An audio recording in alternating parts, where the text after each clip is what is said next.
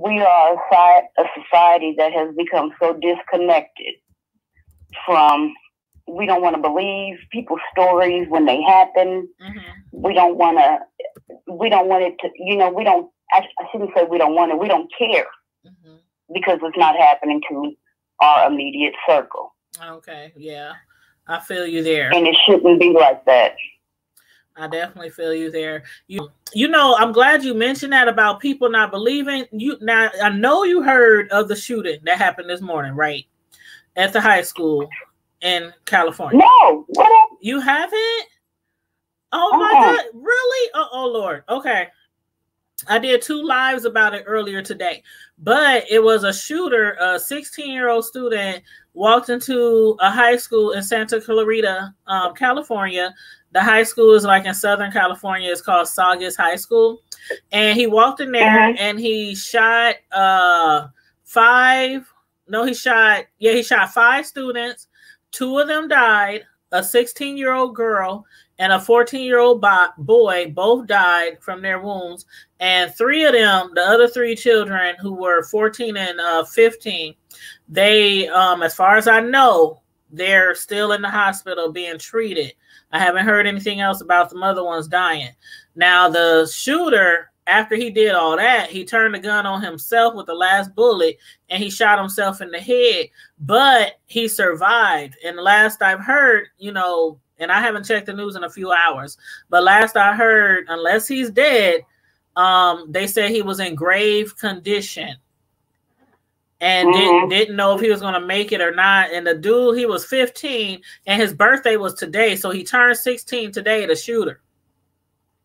So yeah, this has been, besides the Trump news, besides that, impeachment news, it's been on the news like all day from like 7-8 o'clock this morning, all day.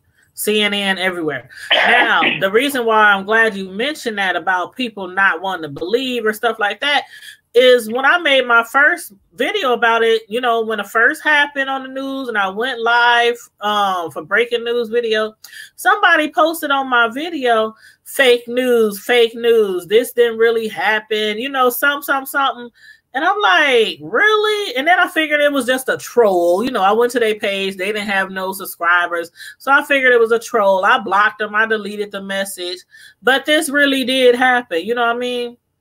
But some people, even my son has said, Mom, they be posting fake shootings and stuff like that too at high schools. I'm like, no, but this really did happen. It's like on live national news. And people still talking about they don't believe it. I'm like, really? But again, go ahead. That's what they get for listening to this idiot Trump. He started all this. See, I just turned on the news. At least 2 students killed. I mean, it's the first thing that popped on the screen. Yep. The news just came on. Yep.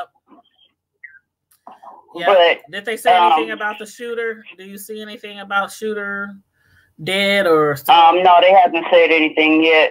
Yeah. But my thing is this, and it sounds like a joke, but it's not. I mean, it was. If you've watched the Dave Chappelle stand-up, Dave Chappelle was saying, in our day, we never would have thought about going and shooting up a damn school. Like, I'm mad, so I'm going to go to school tomorrow and kill everybody. Right, never. That never crossed our minds. Never. If anything, it was, I'm going to beat your butt after school, meet me outside at 3 o'clock in the playground, Right. And the moral of that is, everybody lives. Yep, to see another day. Everybody lives. And it's just craziness. I don't understand. The one thing is these kids, their mindsets, they feel like they have nothing to live for. Right. And it's like this guy right now, I know some people probably like hoping he lives. Some people hoping he don't live.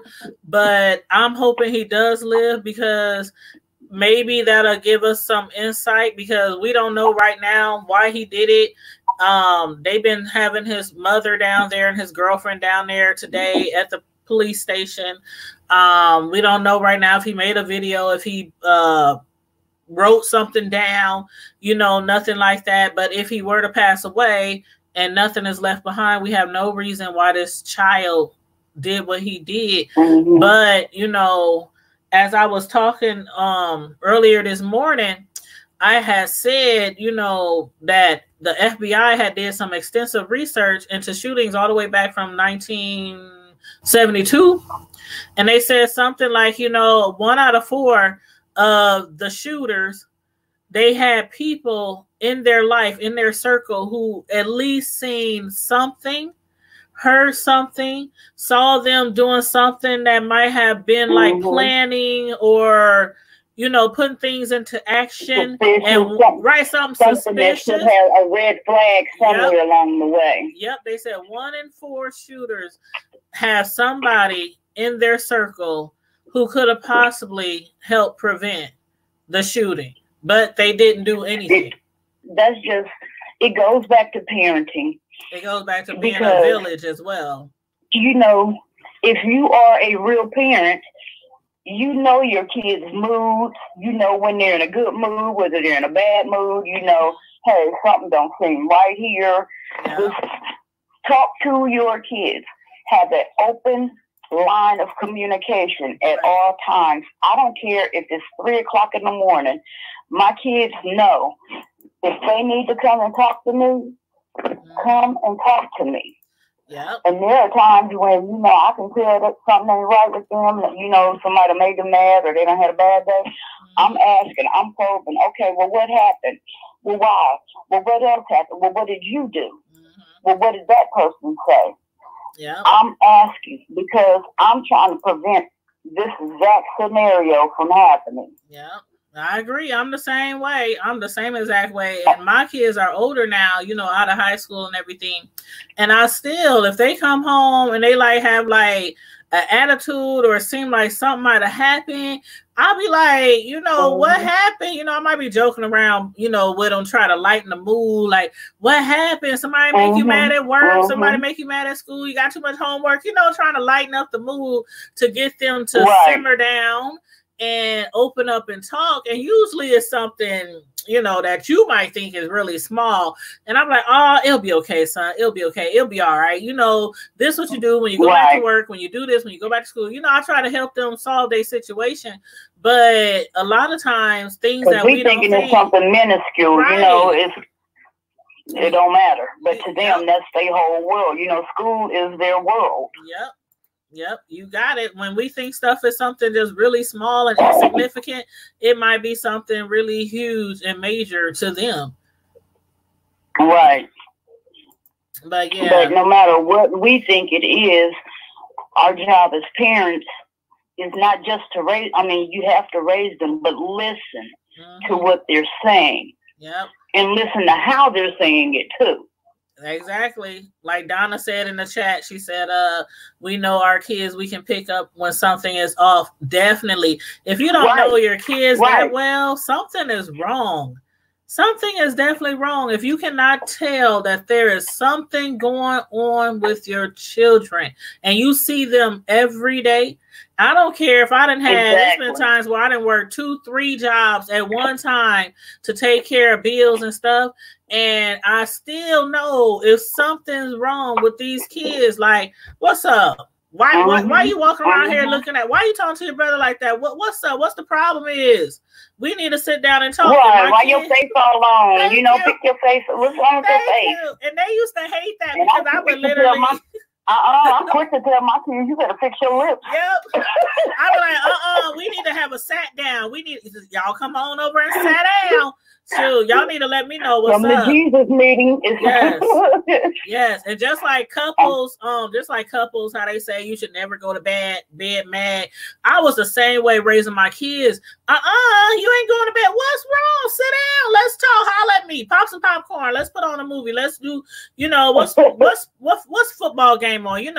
You have to. Well, you know what? I don't do that with my kids, but the one thing they can honestly say is every day, at least twice a day, before they leave out the door, I'm telling them, I love you. Yes, And they absolutely. say, okay, I love you too, Mom. And I say, I love you most of all. Absolutely. I love you most of all, Mom. Absolutely. And then when we get ready to go to bed, it's like, good night. I love, and I tell them again. Because I think we have grown out of telling our kids that. And that's why a lot of kids feel like they're not loved, because someone isn't telling them this. You know what? I wish I wish I could call my youngest son in here right now. He's in the other room. But I'm telling you, we literally, now I tell my sons every day, every time we leave the house, they cannot leave the house without saying, I love you. See you later. Talk to you later. Drive safe. Be good. You know, it's like a rule in our household. I will open the door and yell, hey, what was that? What? Oh, Mom, I love you. See you later. You know, for real. Elijah, know when I drop him off at school, if I have to, I would yell it. Girl, we'd be in the grocery store and me and him just playing around, but I'll be yelling at him. I'll be like, Elijah, I love you. Yeah. He'd be like, Mom. But my son, my youngest one today, he was I was working from home earlier and he was in the other room and I was like, hey, you know somebody loves you, right? And he's looking there because he's playing his video games, got his headphones half on, half off. I'm like, somebody loves you. If nobody told you today, and it's only me and him that's been home all day. And I said, if nobody told you today that they love you, you know you loved, right? And he's looking at me like he know I'm playing around. And I was like, I'm just saying, just in case nobody told you they love you, if you do not feel loved, he's looking at me like, Mom, for real, Mom. But you know where I got that from? You never know the effect. You never know how that might affect someone. You never know. Right. And so that kind of spurred me into, making sure that my babies always heard that. Yeah. So they know that, and I let them know. I'm like, you do know when I tell you that, I'm not just saying it, right? Right. That I actually mean that. Yes. Because there's a difference in just saying it, just to say it, but and then saying it and meaning every word that you said. Absolutely. I was talking to my sons today.